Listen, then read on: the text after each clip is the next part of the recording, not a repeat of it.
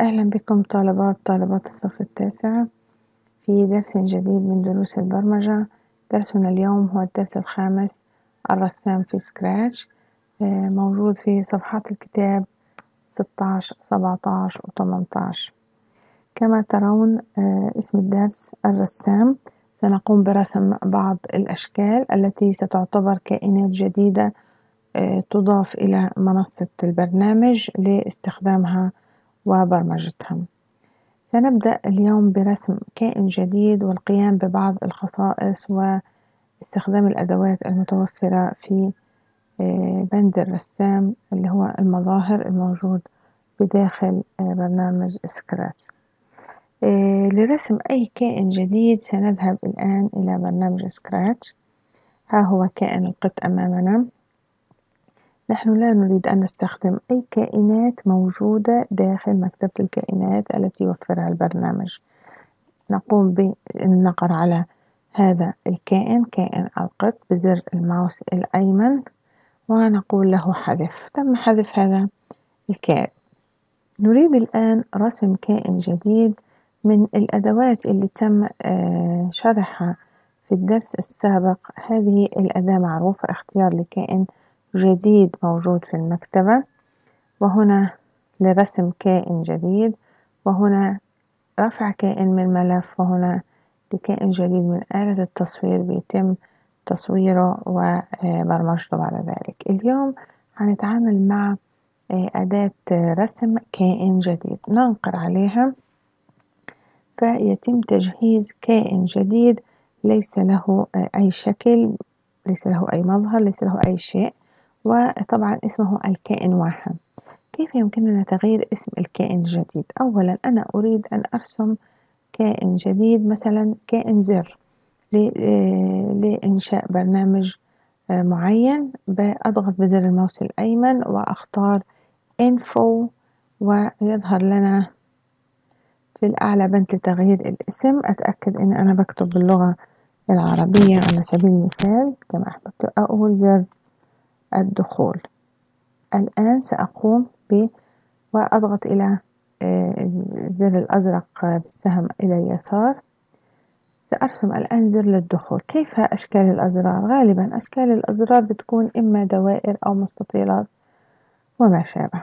طبعا بمجرد أني أبدأ برسم كائن جديد تفتح لي بند اللي هي علامة تبويب المظاهر في الأعلى، وتعطيني طبعا أول مظهر من مظاهر الشكل الذي أريد رسمه، ويتيح لي المساحة. ها هي مساحة الرسم. يتيح لي مجموعة من الأدوات التي تساعدني في رسم هذا الكائن. أولا في الجهة اليسرى هناك مجموعة من الأدوات، وظيفة كل أداة موجودة معك في الكتاب، وعند استخدام أو النقر أو المرور على كل أداة يتم ظهور وظيفتها. في الأسفل هناك طبعا لوح الألوان، لون الشكل إما إطاره وإما تعبئته. هناك العدسة إما تكبير أو تصغير. في الأعلى بعض برضو الأزرار اللي يمكن استخدامها. هناك استيراد، هناك إضافة، هناك مسح، هناك تراجع وعودة. وهنا اسم جديد لهذا المظهر، مثلا هذا الكائن له أكثر من مظهر كما تعلمنا. أريد أن أسجل اسم لأول مظهر من مظاهر الزر هذا على سبيل. بعد تغيير اسم الكائن نقوم بالذهاب إلى بند المظاهر الذي يظهر لدينا لهذا الكائن الجديد. طبعا ها هو الرسام في سكراتش. يظهر لنا أنه لهذا الكائن ما زال في البداية له مظهر واحد. في الأعلى هناك يوجد خانة خاصة بتغيير اسم هذا المظهر، وأن لكل مظهر يمكن أن نعطي له اسما. نقول له الزر واحد. هنا طبعا زر التراجع، زر الإعادة، زر المسح، زر إضافة كائن من مكتبة الكائنات، زر استيراد أي رسمة أو صورة موجودة في جهاز الحاسوب. هنا طبعا قلب الكائنات إما يمين أو يسار أو إلى أعلى وإلى أسفل. تركيز المظهر في المنتصف إلى أسفل. طبعا هنا العدسة إما بالتكبير أو بالتصغير. لوح الألوان لإعطاء طبعا منظر جمالي وتحديد ألوان هذا الكائن. هنا بعض الأدوات الخاص بالصور النقطية، بيبقى التلوين فيها مركز. يمكن أيضا التحويل إلى صورة شعاعية، الرسم فيها أسهل. هذا الزر لسه هو غير مرسوم. نختار مثلا شكل المربع أو المستطيل. هذا الشكل إطاره أخضر، ظهر مباشرة على المنصة، إطاره أخضر ظهر على المنصة مباشرة. أنا لا أريد لونه أخضر، أريد أسود مثلا على سبيل المثال. ها هو، وها هو الإشارة على الإطار. مباشرة إلى زر تلوين الشكل، تعبئة الشكل. أقترب قليلا وأقوم بتغيير إطاره. الآن نريد تعبئة هذا الشكل. طبعا هو اختار مباشرة اللون الأسود عند المرور فوق مساحة التعبئة الداخلية لهذا الشكل. أريد تلوينه مثلا باللون الأزرق بهذا الشكل. أنقر نقرة.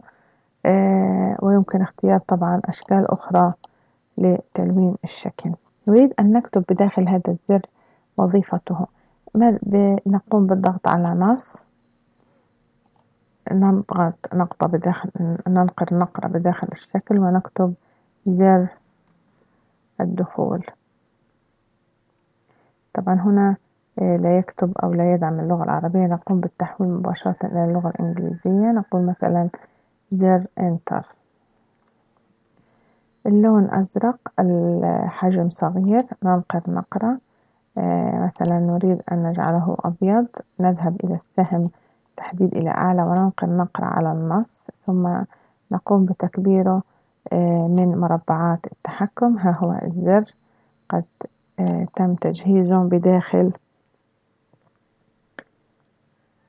المنصة. طبعا بعد الانتهاء من التنسيق واعتماد الشكل، نريد أن نقوم بإدراج مثلا ورسم كائن آخر.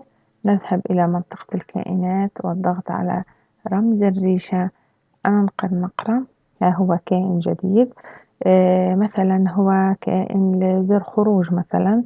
ننقر بنقرة إلى اليمين على هذا الكائن الجديد، نضغط على info. نقوم بتغيير اسمه زر الخروج مثلا، يكتب بالإنجليزية زر الخروج. بالسهم إلى اليسار، ها هو هذا الكائن. طبعا لم يتم رسمه حتى الآن. ويمكن إجراء ما قمنا به قبل قليل، لكن أنا أريد نفس الزر بنفس الحجم مع إضافة تغييرات. أنا أقوم بالنقر على الزر انتر الأول، أقوم بالمضاعفة فيقوم بمضاعفته، لكن هو ليس زر انتر، نريد أن نغير ما بداخله. طبعا أنقر نقرة على كائن الخروج اللي تم تجهيزه قبل قليل، نقر ثم حذف. الزر الثاني هو اسمه زر الدخول 2، أنا بدي أغيره، الأسماء مهمة في التغيير. info، أقول أغير، أكتب بالعربية زر الخروج، يبقى تغير اسمه بنفس الشكل. الآن نريد أن نغير الزر، الكلمة المكتوبة في الداخل مباشرة من المظاهر. هو مظهر الزر وهي هو التحديد. نذهب إلى النص، آسف، أذهب إلى تحديد، أضغط على الكلمة. طبعا أضغط ضغطة علشان صار مؤشر الكتابة. أقول exit، نكتب بالعربي exit.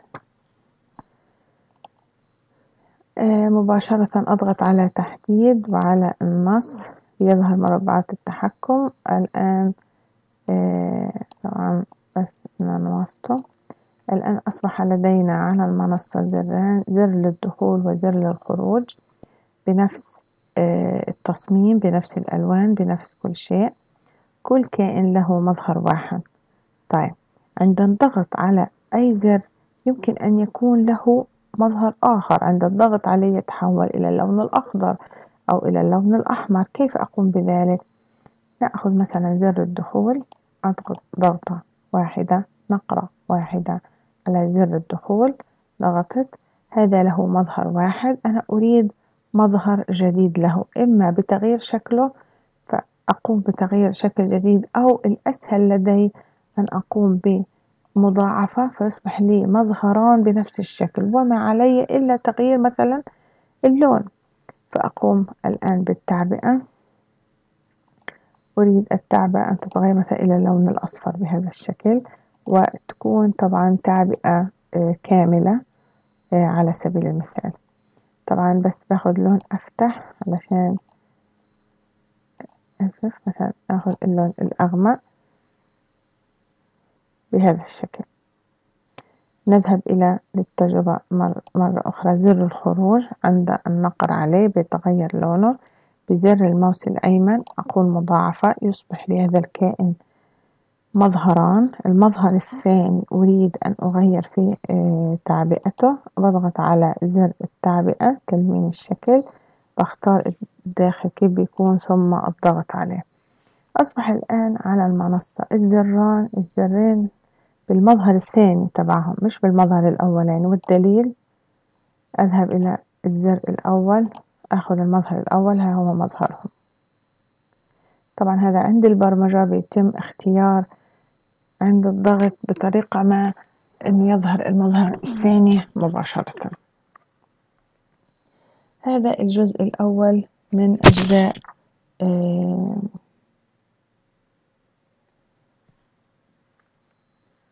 رسم الكائنات والتحكم بالألوان وإعطائها أظهر أكثر من مظهر.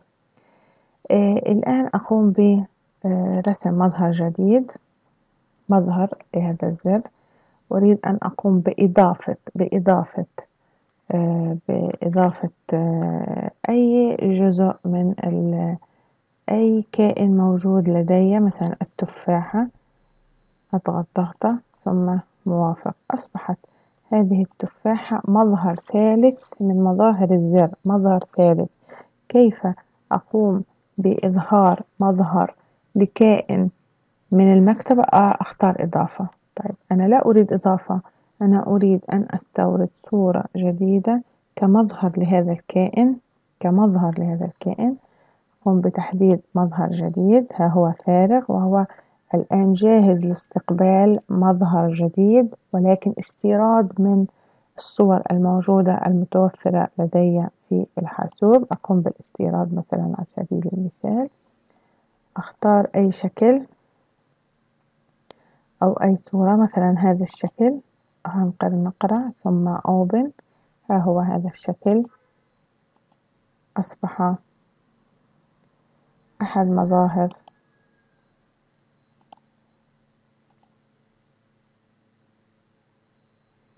ها هو ظهر هذا الشكل.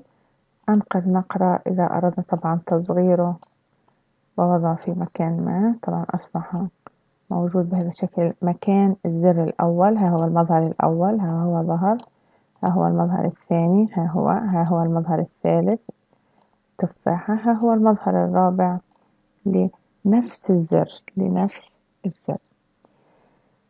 الخطوة الأخيرة المطلوبة منا في صفحة 17 و 18 هو تعديل على مظهر من المظاهر. احنا أخذنا مضاعفة المظاهر وتغيير الألوان فيها. طيب لو كان فعلا كان كائن، فأنا كائن جديد موجود عندي وأريد تغيير ألوانه، مثلا نقوم بإدراج كائن، نختار مثلا هذه البنت، موافق. هذا الكائن، كائن البنت، ها هي البنت. أذهب إلى المظاهر الخاصة بها. هذه البنت في بداية أو في المظهر الأول لها أقوم فقط بالتكبير. تلبس بلوزة خضراء وبوت أخضر. أنا أريد تغيير الألوان، ماذا أفعل؟ نقوم بالتحويل إلى صورة نقطية عشان يكون التغيير أدق. أذهب إلى التعبئة الملء بلون، أختار لها لون قلت مثلا باللون الأزرق. أريد أن أقوم بأنها تلبس بنطلون أحمر مثلا، البلوزة تكون صفراء، شعرها يكون بني، هو بني مع تغيير بسيط، مو مثلا على سبيل المثال ها هو تغيرت البنت تماما، أصبحت بنت أخرى غير البنت اللي أنا بعرفها وأخذتها من مكتبة الكائنات. إذا درسنا اليوم كان كيف نرسم كائنا جديدا في سكراتش، كيف نضيف مظهرا جديدا ونتنقل بين المظاهر، كيف نعدل على مظهر كائن أنا رسمته أو حتى قمت بإدراجه من مكتبة الكائنات. طبعا هذا كله موجود مع كافة تفاصيل لكل أيقونة أنا استخدمتها في صفحة 16 17 18. إلى هنا ينتهي درسنا، أرجو أن تكونوا طالباتي قد استفدتم، وإلى درس جديد، إلى اللقاء.